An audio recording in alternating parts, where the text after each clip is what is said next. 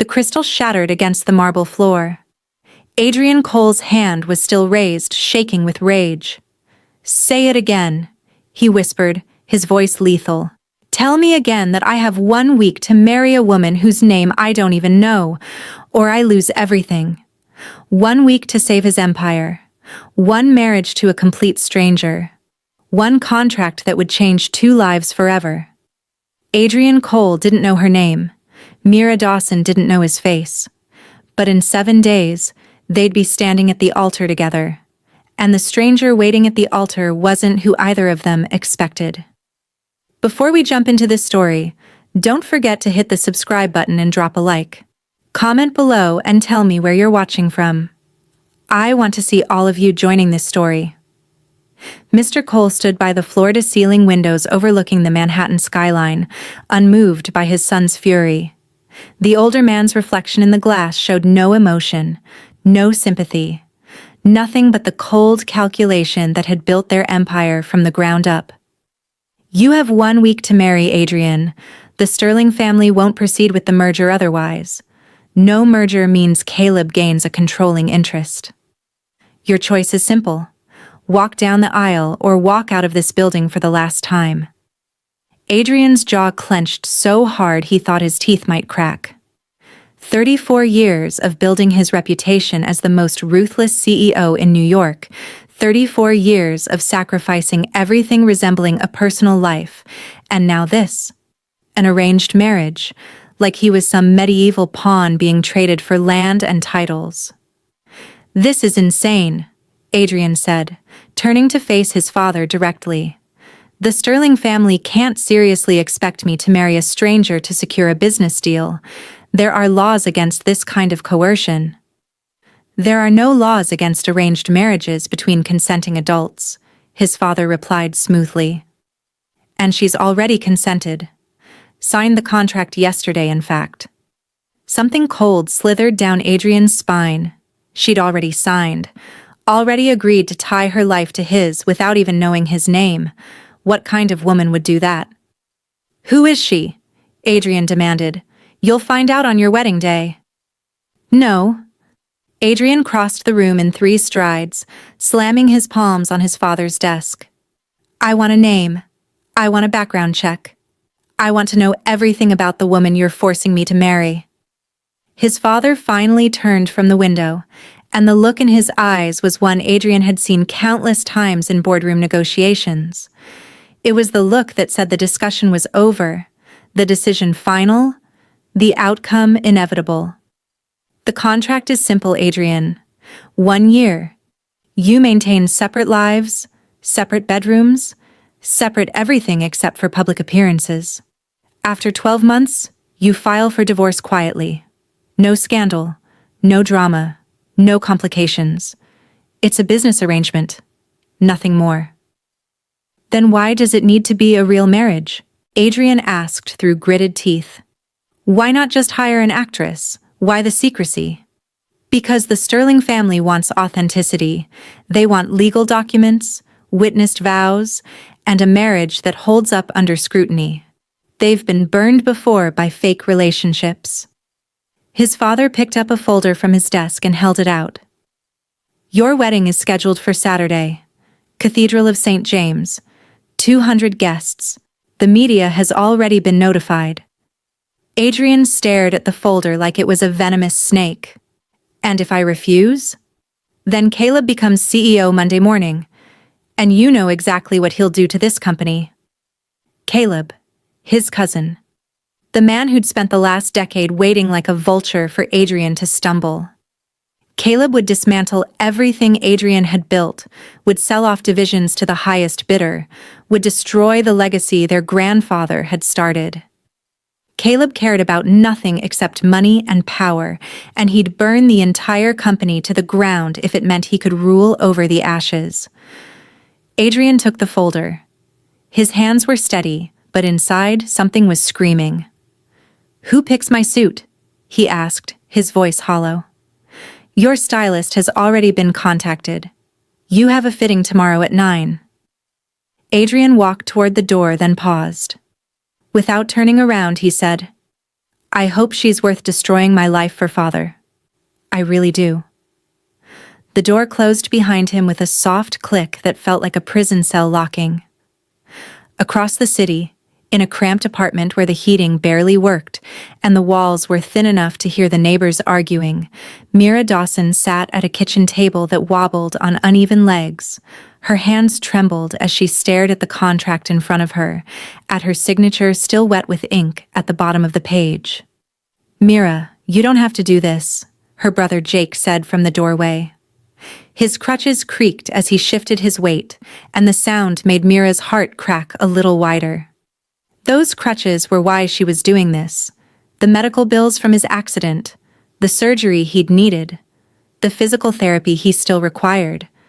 Bills that had piled up like snow during a blizzard until their family was buried under debt so deep they couldn't see daylight anymore. "Yes, I do," Mira said softly. She forced herself to look at Jake, to see the guilt written all over his face.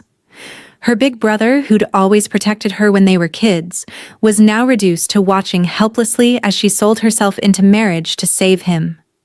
"Jake, it's okay. Really. It's not okay." Jake's voice cracked. "You're 26 years old, Mira. You should be falling in love, getting married because you want to, not because our family is drowning in debt." Their mother emerged from the bedroom, looking 10 years older than she had before Jake's accident. The stress had carved lines into her face, had stolen the light from her eyes, had bent her shoulders under the weight of impossible choices. "Mira," her mother whispered, sitting down at the table. "Baby, there has to be another way. We could file for bankruptcy. We could—" "Bankruptcy won't cover Jake's next surgery," Mira interrupted gently. "And it won't pay for the medication he needs. Mom, I've run the numbers 1,000 times. This is the only way." The contract promised $1 million, paid in full the day after the wedding. Enough to cover every medical bill, every debt, every burden that had been crushing their family for the past 2 years. All Mira had to do was marry a man whose name she didn't know, live in his house for 1 year, and play the role of loving wife in public while maintaining complete separation in private. It should have been simple, clinical. A business transaction dressed up in white lace and wedding vows. So why did Mira feel like she was signing away her soul?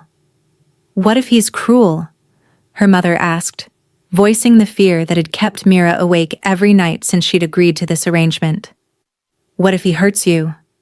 "The contract has protections," Mira said, though the words tasted like ash.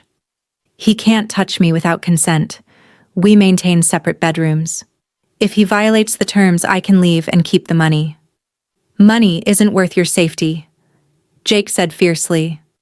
Mira looked at her brother, at the pale cast to his skin that came from chronic pain, at the way he held himself like every movement hurt. She thought about the specialist who'd said Jake needed another surgery within 6 months, or he might never walk properly again. She thought about her mother taking extra shifts at the diner until she collapsed from exhaustion. She thought about the collection notices that arrived daily, the threatening phone calls, and the constant fear of losing their apartment. "No," Mira agreed quietly. "But your life is worth mine." The words hung in the air like a prayer and a curse. That night, Mira lay in bed staring at the ceiling, trying to imagine what her future husband looked like. The lawyers had been frustratingly vague.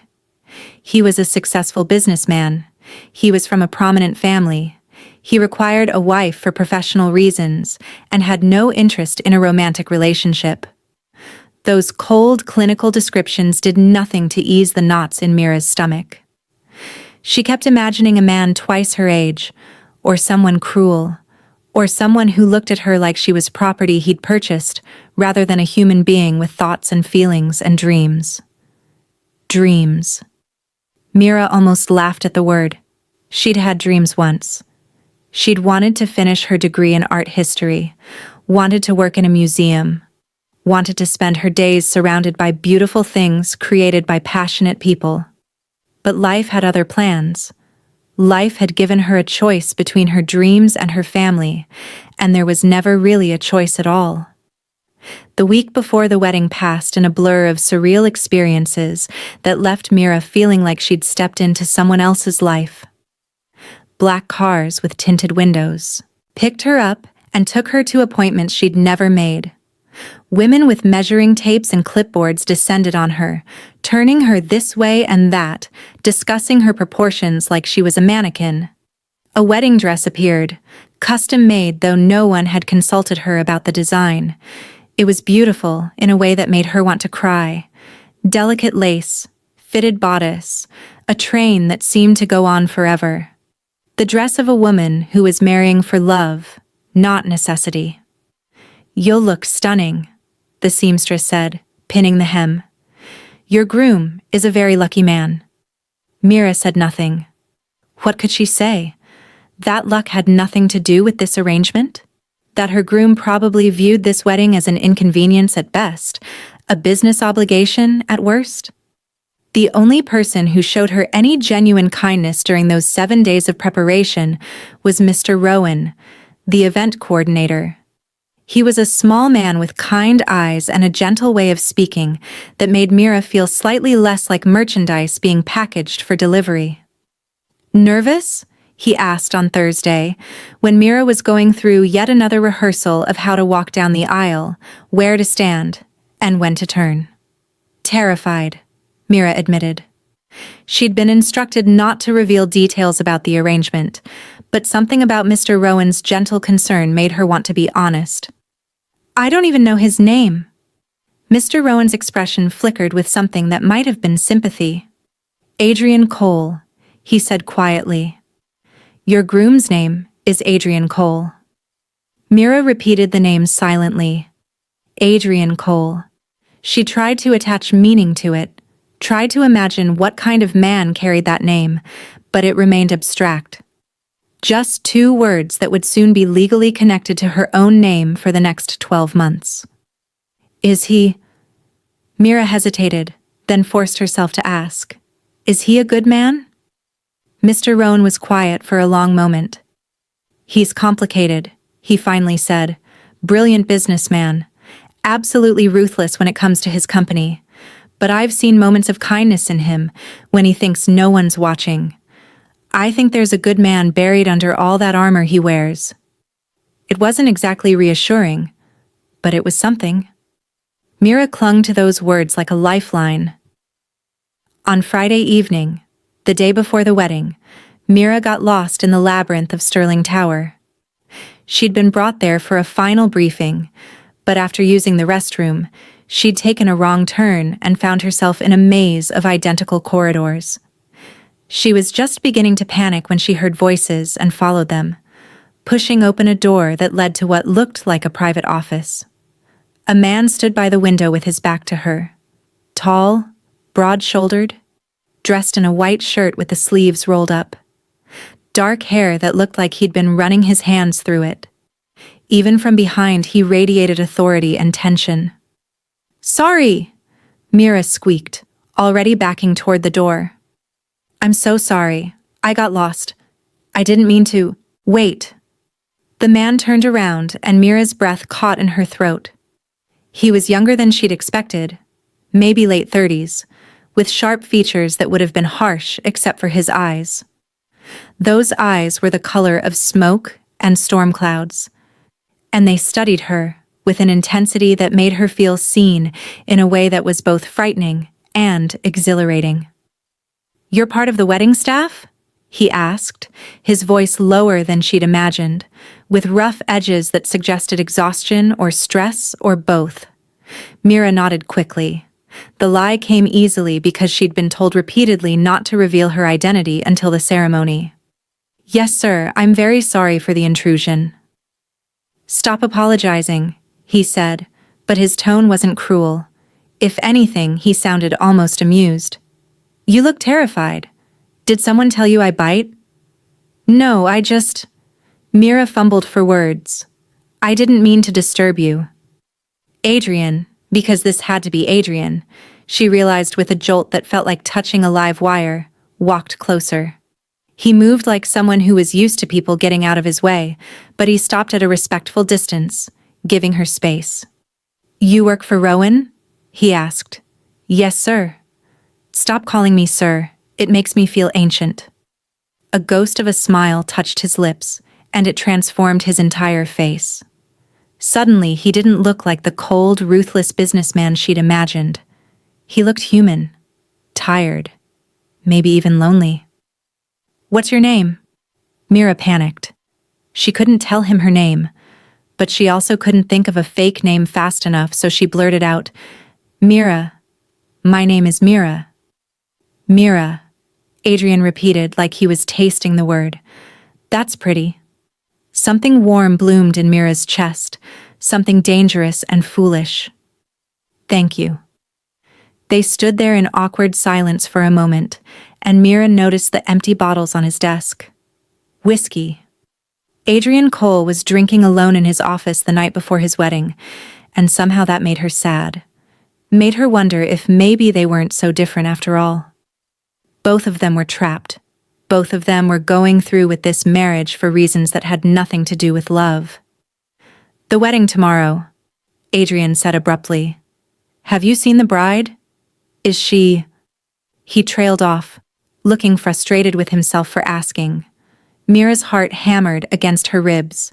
"Is she what?" "Nothing. Forget I asked." Adrian rubbed his face tiredly. "You should go, before someone realizes you're missing." Mira nodded and turned toward the door, but before she could leave, Adrian spoke again.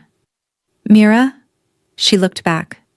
"Whatever happens tomorrow," he said quietly, "I hope the bride knows she doesn't have to be afraid. I hope someone tells her that."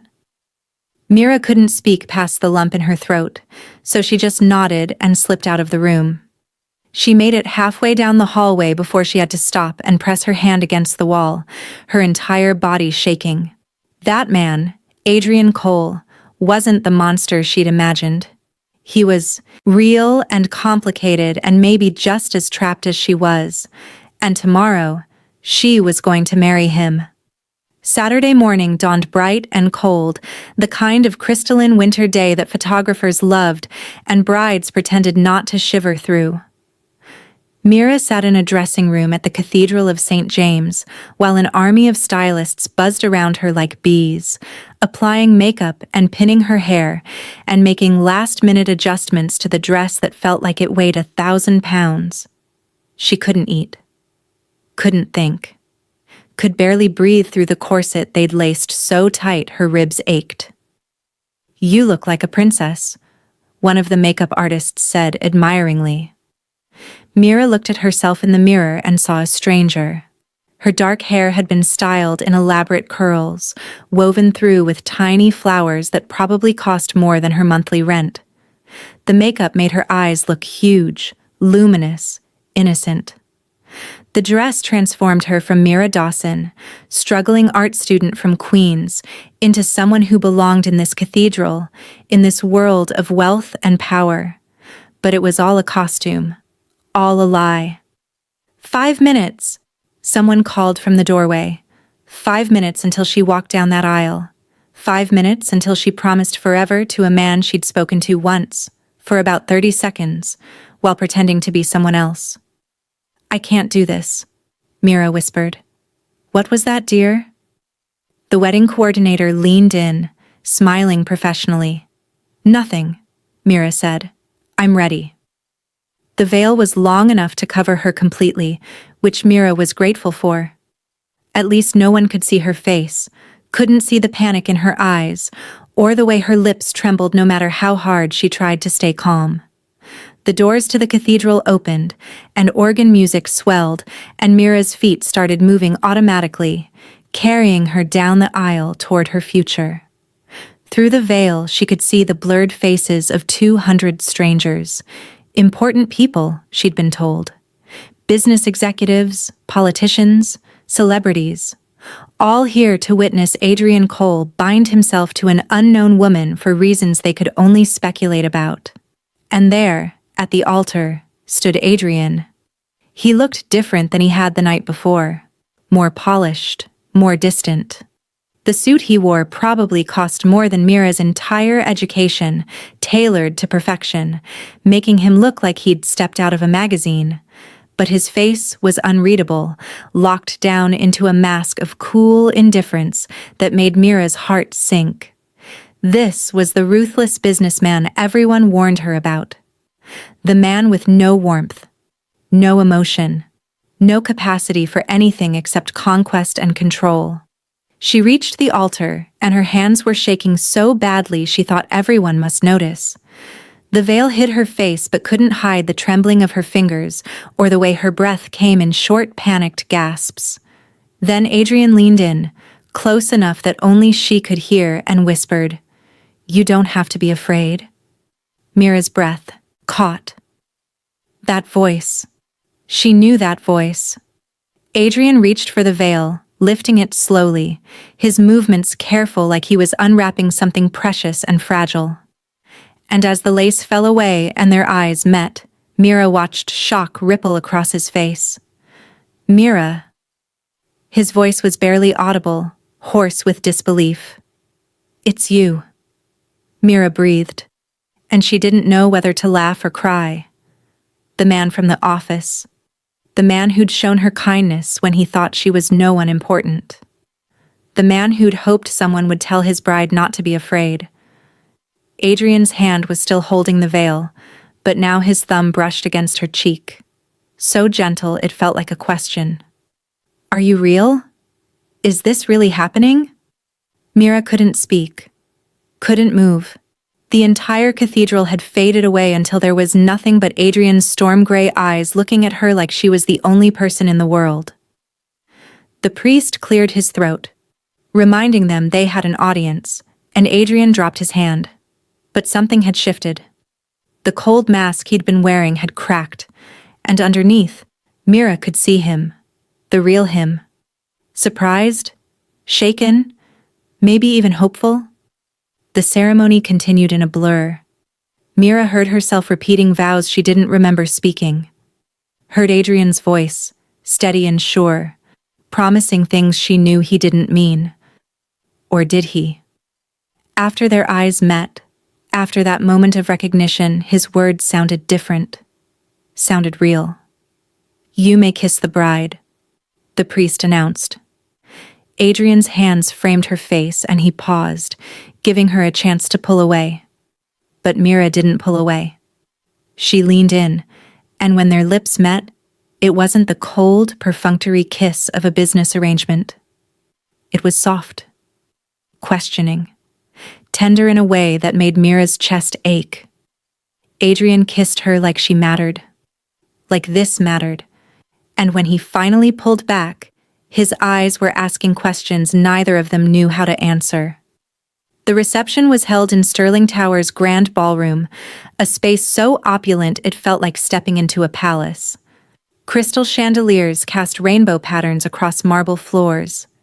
Chamber music played softly.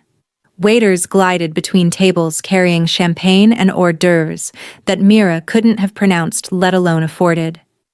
She felt like an imposter. Every person here belonged in this world except her. They moved through it with easy confidence, laughing and networking and making deals over cocktails. Mira stood beside Adrian, her hand resting in the crook of his elbow, trying not to trip over her ridiculous train or say something that would reveal just how out of place she was. "Breathe," Adrian murmured, leaning close. "You're doing fine." "I don't belong here," Mira whispered back. "Neither do half these people. They're just better at pretending." Adrian's hand covered hers, warm and solid. "Stay close to me. I won't let anyone hurt you." It was a strange promise from a man she barely knew, a man who'd married her out of obligation, rather than choice, but Mira believed him. After their moment at the altar, after that kiss that had felt nothing like a business transaction, she believed him. Then Caleb Cole appeared. Mira had been warned about Caleb by Mr. Rowan, Adrian's cousin, his rival, a man who smiled like a shark and had been waiting years for a chance to tear Adrian down. Caleb was handsome in a polished way, with perfect teeth and expensive cologne, and eyes that calculated every person's worth before deciding whether they deserved his attention. "Well, well," Caleb said, his smile sharp enough to cut. The mysterious bride revealed. "Adrian, you didn't tell me you were marrying someone from… where was it again?" He pretended to think. "Oh yes, Dawson Street, that charming neighborhood in Queens." Mira felt her face burn. Beside her, Adrian went very still. "Caleb," Adrian said quietly. "Walk away." "I'm just making conversation," Caleb continued, his eyes locked on Mira. "Tell me, Mrs. Cole, what does your family do? Are they in business? Or perhaps… something more humble?" The words were designed to wound, to expose her as someone who didn't belong in Adrian's world. And they worked. Mira felt small, ashamed, like a stain on the pristine marble floor. "My family," Mira started, but Adrian cut her off. "That's enough, Caleb." "Oh, come now, I'm sure your bride has nothing to hide. Unless…" Caleb's smile widened. "Unless this whole marriage is some kind of arrangement. Did you marry Adrian for his money, Mira? Or did your family push you into this?" The words hit like physical blows. Around them, people had stopped talking, were turning to watch the confrontation. Cameras appeared. Journalists who'd been covering the wedding now smelled blood in the water. Adrian stepped between Mira and Caleb, and when he spoke, his voice was so cold it could have frozen the champagne. "She's my wife. That's all you need to know." "Your wife," Caleb repeated mockingly. "For how long? A year? Until the merger goes through and you can discard her like yesterday's news?" Adrian's fist clenched at his side, and for a moment, Mira thought he might actually hit his cousin. But instead, Adrian pulled Mira against his side, wrapping his arm around her waist in a gesture that was unmistakably possessive and protective. "You insult my wife again," Adrian said, his voice deadly quiet. "And you answer to me. Are we clear?" The ballroom had gone completely silent. Every eye was on them, every phone recording. This wasn't just a family argument, it was a public declaration. Adrian Cole, the man who famously kept his personal life private, who'd never been in a relationship that lasted more than a few months, was standing in front of 200 people and claiming Mira as his. Caleb's face flushed with anger, but he backed away, disappearing into the crowd. The music resumed. People returned to their conversations, but Mira could barely breathe through the emotions crashing over her. Shame at being exposed. Gratitude for Adrian's defense. Confusion about what any of it meant. "I'm sorry," she whispered. "I didn't mean to cause a scene." "You didn't cause anything," Adrian said firmly. "Caleb did. He's been looking for a weakness to exploit. And he thought you were it. Aren't I?" Mira looked up at him, her eyes stinging with unshed tears.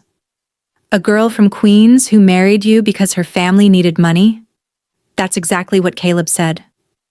What Caleb said was cruel, and reductive, and wrong. Adrian's hand came up to cup her face, his thumb brushing away a tear she hadn't realized had fallen. "Yes, you married me for money. And I married you to save my company. But that doesn't make you weak. It makes you loyal. It makes you brave." Before Mira could respond, there was a commotion at the entrance to the ballroom. Security guards appeared, trying to stop someone from entering, but a familiar voice cut through the crowd. "Mira, let me through. I need to see my sister." "Jake." Mira's heart plummeted. "No, not now. Not here." But Jake pushed past the security guards, his crutches clacking against the marble floor, his face desperate and furious.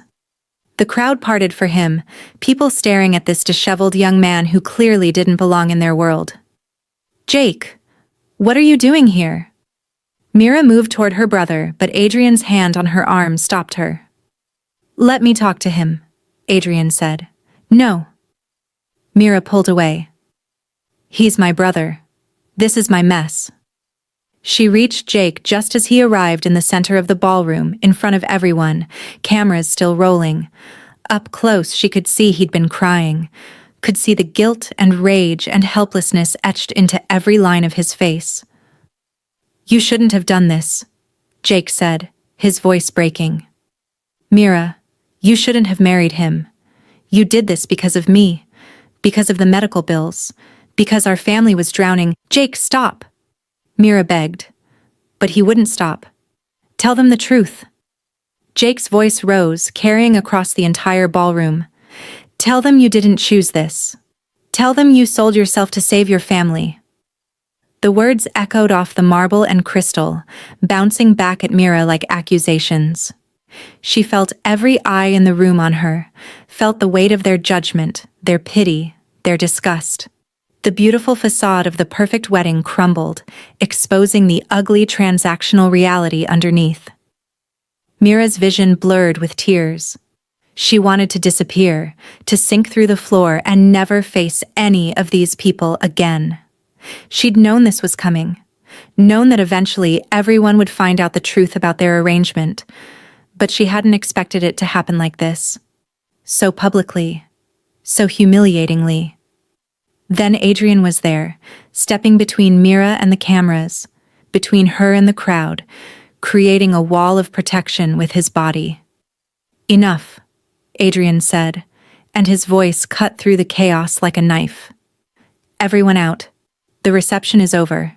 "Adrian, you can't just—" someone protested, but Adrian turned to face the crowd, and whatever they saw in his expression made them go quiet. "I said out. Now." Security guards started herding people toward the exits. Journalists tried to protest, but Adrian's head of security, a massive man named Marcus, simply picked up their cameras and escorted them out. Within minutes, the ballroom was empty, except for Adrian, Mira, Jake, and a handful of staff. Adrian turned to Jake. "You're her brother?" Jake lifted his chin defiantly. "I am. And I won't apologize for telling the truth. Mira deserves better than this." "You're right," Adrian said, and Mira's head snapped up in surprise. "She does deserve better. She deserves a brother who trusts her to make her own choices. She deserves a family that supports her instead of making her feel guilty for saving them." "I never asked her to," Jake started, but Adrian cut him off. "Yes, you did. Maybe not with words, but with your accident, your medical bills, your need. You put her in an impossible situation, and when she made the only choice that would save your family, you came here to shame her for it?" Adrian's voice was still quiet, but it carried the weight of absolute authority. "That's not love. That's not protection. That's selfishness." Jake's face crumpled, and suddenly he looked very young, very lost. "I just wanted her to be happy. I wanted her to marry someone who loved her." "Maybe I will," Adrian said, and both Mira and Jake stared at him in shock. Maybe that's what this year is for. To figure out if a marriage that started as a contract can become something real. Mira's heart was pounding so hard she thought it might crack her ribs. Was Adrian serious? Or was this just another performance, another way to control the narrative? Jake looked between them, confused and uncertain. Finally, he spoke to Mira. "Is this what you want? Really?" Mira thought about the week she'd just endured, the fear and humiliation and constant sense of being out of her depth. But she also thought about Adrian whispering that she didn't have to be afraid. Thought about his gentle kiss at the altar. Thought about the way he'd defended her against Caleb. The way he was defending her now. "I don't know what I want," Mira admitted. "But I know I made a choice, and I'm going to see it through. Jake, you need to go home. Let me handle this." Jake nodded slowly. He looked at Adrian one more time, and there was a warning in his eyes. "If you hurt her, contract or not, I'll find a way to make you pay." "I'll hurt her," Adrian said. "Eventually, in some way I will, because that's what people do." but I'll try not to. That's the best promise I can make." It was such a stark, honest answer that Jake didn't seem to know how to respond. He just nodded, hugged Mira carefully, and left. The silence that followed his departure was deafening. Mira stood in the center of the empty ballroom in her ridiculous princess dress, feeling like she'd just survived a car crash. Everything hurt. Her feet, her ribs, her heart. "I need to get out of this dress," she said numbly. "Come with me," Adrian said, and led her out of the ballroom, through corridors she didn't recognize, up an elevator to the top floor of Sterling Tower.